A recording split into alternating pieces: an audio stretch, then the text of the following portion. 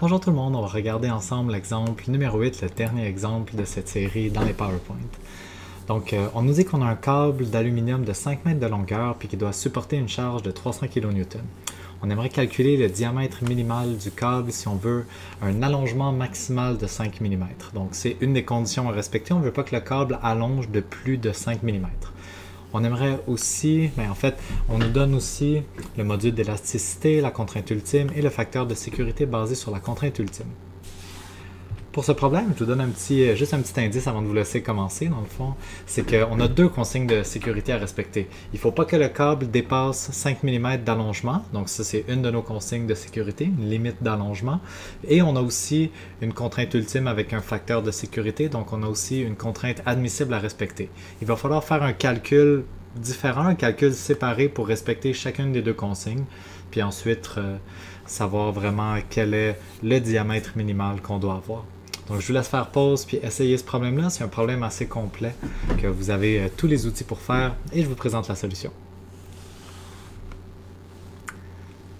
Donc, regardons ensemble les deux étapes de la solution. Premièrement, j'ai choisi de commencer avec mon critère basé sur l'allongement maximal. Donc, l'allongement, c'est toujours représenté par la variable delta. La variable delta est donnée dans le problème juste ici. Fait que si je commence par identifier mes informations, ça ici c'est mon allongement, delta. Je connais aussi la longueur L de mon câble, je connais la force que le câble va supporter, je connais le module d'élasticité qui est E majuscule, je connais la contrainte ultime et finalement l'indice, le facteur de sécurité basé sur la contrainte ultime. Je veux avoir un allongement maximal de 5 mm. J'ai une formule pour l'allongement. La formule pour l'allongement, c'est delta égale force fois la longueur divisé par le module d'élasticité fois la surface. Je pourrais utiliser cette formule-là pour calculer la surface. J'ai choisi de remplacer la formule pour la surface, pour le A, par, vu que j'ai un câble, c'est encore la surface d'un cercle. Donc, j'ai remplacé la surface par pi fois le rayon au carré. Je vais isoler le rayon dans cette équation-là, remplacer les valeurs, calculer le rayon.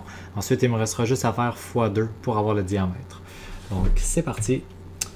J'isole r carré dans cette équation-là. Pour isoler r carré, je vais juste prendre le r à la 2 qui est là. N'oubliez pas que le pi, il n'est pas au carré, c'est juste le r qui est au carré. Donc, je prends le r carré qui est ici, je vais l'envoyer au numérateur de l'autre côté de l'équation. Je prends le delta qui est là, puis il va aller au dénominateur. Donc, je me ramasse avec r carré égale fl divisé par e fois, puis là j'ai le pi qui est resté ici, puis le delta qui est arrivé en bas. Si je veux me débarrasser du carré, je dois faire une racine carrée de l'autre côté de mon équation. Donc, c'est la formule qui me permet de calculer r. Il me reste seulement à remplacer toutes mes valeurs là-dedans. Je vais trouver le rayon. Donc, ma force était de 300 kN, donc 300 fois 10 à la 3 N. La longueur du câble était de 5 mètres. J'ai mon module d'élasticité, 70 gigapascal. Giga, c'est 10 à la 9. Je l'ai remplacé. J'ai remplacé la valeur de pi. Et finalement, mon allongement delta, 5 mm, c'est ma limite. Donc, j'ai mis 5 fois 10 à la moins 3 pour l'avoir en mètres. Pour là, toutes mes unités sont en newton. J'ai des mètres, j'ai des pascals. Donc, ça, c'est des unités qui fonctionnent ensemble puis qui vont me donner un rayon en mètres. Le rayon que je trouve en mètres, c'est 0.03693. Puisque ça, c'est le rayon, dans la question, on demandait le diamètre du fil. Donc, il me reste juste à multiplier mon rayon par 2. Je l'ai aussi converti en millimètres parce que je trouve ça plus joli. Ça me fait 73,9 mm. Donc, ça, c'est le diamètre. Je peux me l'écrire, le diamètre minimum que mon câble va devoir avoir pour respecter un critère, le critère d'allongement. Donc, tant que mon câble aura un diamètre de au moins 73,9 mm, il n'allongera pas de plus de 5 mm. Maintenant, j'ai un deuxième critère à respecter, un deuxième calcul à faire. Le deuxième critère à respecter, c'est celui de la contrainte admissible. Donc, il faudra que la contrainte soit plus petite que la contrainte admissible. Qu'est-ce qu'elle vaut, la contrainte admissible? J'ai ma contrainte ultime, j'ai mon facteur de sécurité. Je vais faire la division, obtenir la contrainte ultime, 64,95 mégapascal.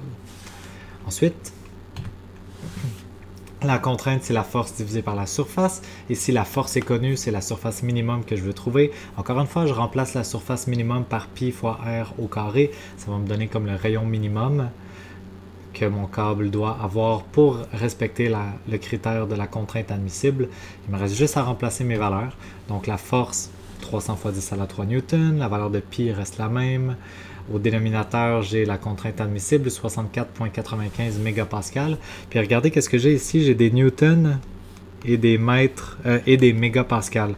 Des newtons avec des mégapascales, je sais que ça va faire des millimètres carrés. Puis puisque c'est dans une racine carrée puis que je suis en train de calculer un rayon, je sais que la réponse que ça va me donner va être en millimètres. Si vous voulez vous sentir plus à l'aise, vous pouvez juste remplacer ça ici par un 10 à la 6, puis ça va vous donner une réponse en mètres que vous pouvez reconvertir par la suite. Ça fonctionne aussi. Dernière petite étape, je vais vouloir calculer le diamètre plutôt que le rayon. Je fais multiplier par 2 et ça me donne 76,7 mm. Donc, tant que mon câble a au minimum ce diamètre-là, 76,7 mm, je sais qu'il va respecter le critère de la contrainte admissible. Finalement, j'aimerais regrouper mes deux conditions en une seule. Donc, quel critère est-ce que je vais garder?